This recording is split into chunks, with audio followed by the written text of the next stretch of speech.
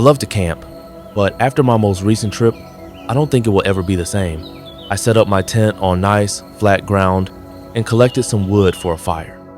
The night came with all its nightly sounds, and I relaxed at the hooting owls and chirping crickets. Even better was the fact that no one else was around. Help. It was subtle. I almost missed it. The voice came from deep within the woods, and for a moment I didn't believe what I was hearing. It sounded female, but oddly enough, I just couldn't tell. Please help, it continued. I shined my flashlight between the bushes and walked around. To be completely honest, even as a grown man, I was paralyzed with fear. So I did the responsible thing and called the local police.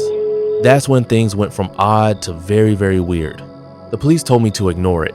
I explained to them that someone could be injured and probably needed medical attention, but they assured me otherwise. When I kept pushing and asked why, they told me, "Sir, if you ever hear that voice again, ignore it. Do not respond and do not approach." Well, I did hear it again, but I didn't ignore it. It was almost midnight when I heard the voice a second time. I awoke to someone whispering help, and it sounded like she was just outside my tent. I went out to check and no one was there, but the voice continued from a distance. "Help, please." Again, I grabbed my flashlight and looked around the area I was camping. I was too afraid to follow the voice into the woods, especially since the authorities themselves avoided it. But I struggled morally, trying to decide whether I should go and help this person or listen to the police, who were concerned for my safety. But then I heard another different voice.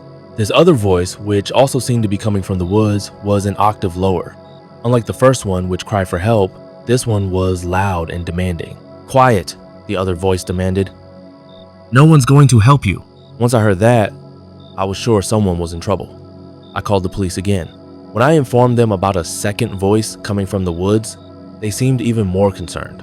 They told me that I should pack my things and leave the campsite immediately.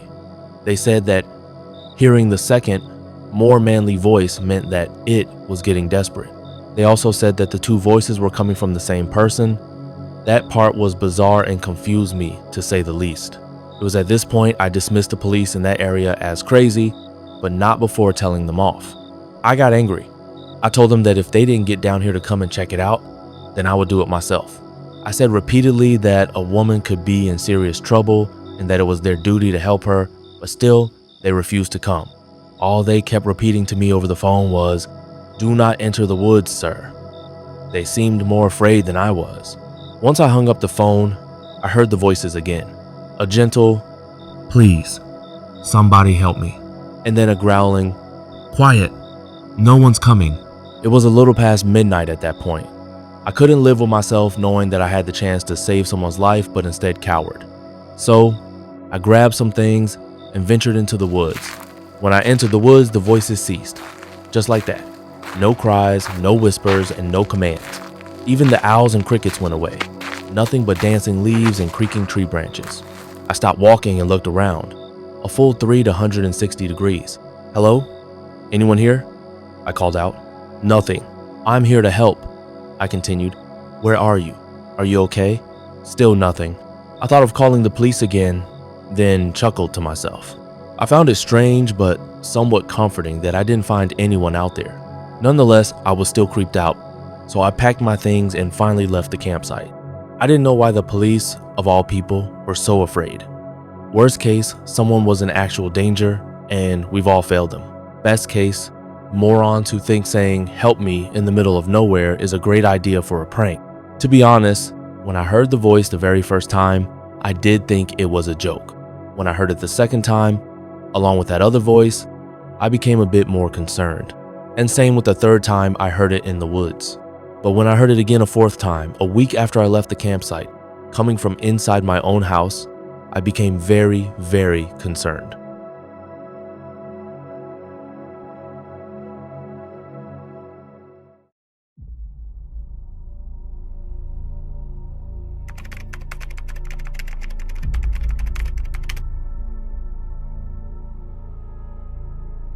Last night, I came back from one of those mental health camping trips where all you bring, electronic-wise, is an emergency radio and a digital camera. Other than what I am about to tell you, it was actually insanely good for my health. I was struggling with my job for a little bit, And let's be honest, I was also struggling with life in general, but was able to simply relax.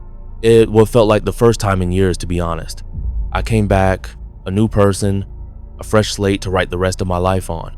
I later found out I came back a new person in a more literal way. The camping part went smoothly. I enjoyed some fishing, cooked with a campfire, met some other people on their own retreat as well. You know, the normal camping stuff. I also took lots of pictures. A week after I arrived, I packed up all of my things and went back to my truck, ready to go back to my home.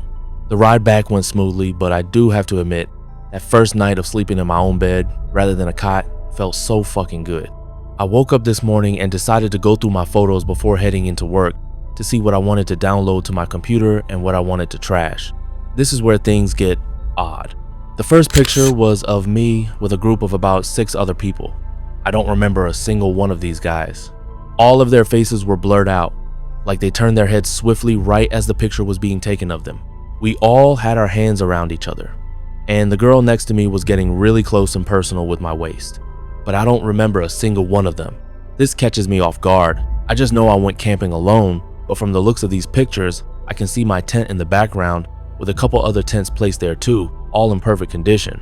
It felt like I was staring at an alternate reality, like what could have been if I went with a group. Eventually, I shrug it off as maybe drinking a little too much one night and forgetting about a group of wanderers that just set up with me for the night. You know, a lousy excuse that made me feel less insane. Eventually, I scroll through the rest of the pics. Some of them are things I remembered, like fishing and cooking, but they always had other people in it, as if they were removed by my memories. And, like always, their faces were blurred. Now I go to the second day's worth of pictures. At the start of the day, there seems to be the same picture as before, except the guy all the way to the left wasn't in the picture anymore, just simply gone. Again, the same process continues. The rest of the pictures that day are the ones I remember, but simply with more people added into the mix that I don't. I look at the next day, and another person disappears. The next day, another one disappears, and then another. Again, another goes, continuing the process until there is just me and this woman left, her arms around my waist, hugging me with a blurred face. I noticed that all of the tents were still there, but tattered as if they just got out of a storm, except mine, which was perfect. Now I am beyond freaking out, trying to make sense of what happened. Who were they? Where did they go? What is happening? Why don't I remember? I look down at my watch and notice that I have been pondering over these photos for way too long and was a couple hours late for work. I shoved the camera into my bag, and since I was already dressed, I ran to the car. I get into the office about half an hour later, walking in disheveled. I got a few looks from some of my employees, but shrugged them off, heading to my office. One of them walks up to me to ask me something I don't think I'll ever forget. "Where's your wife?" "My wife?" "Yeah, her and the rest of management. You guys all went on a retreat, and you're the first one to come back." I look at my desk and notice a picture. With all 7 of us from the original photo, I quickly open up my camera and go back to the first photo, matching the bodies up with each other to confirm their identities. Sure enough, they were the management that I worked with, but I still did not remember a single one of them. I scroll to the last photo I have taken and see me. Only me, and 6 blurred bodies hanging, suspended, from trees behind me, with their heads all forcefully bent in a 90-degree angle. I noticed that my hands were both well within view of the picture as my blood went cold. Who was taking all of the pictures?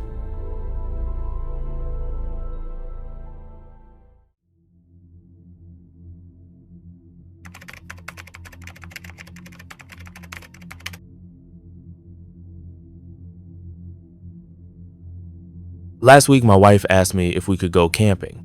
She loves nature. Me, not so much.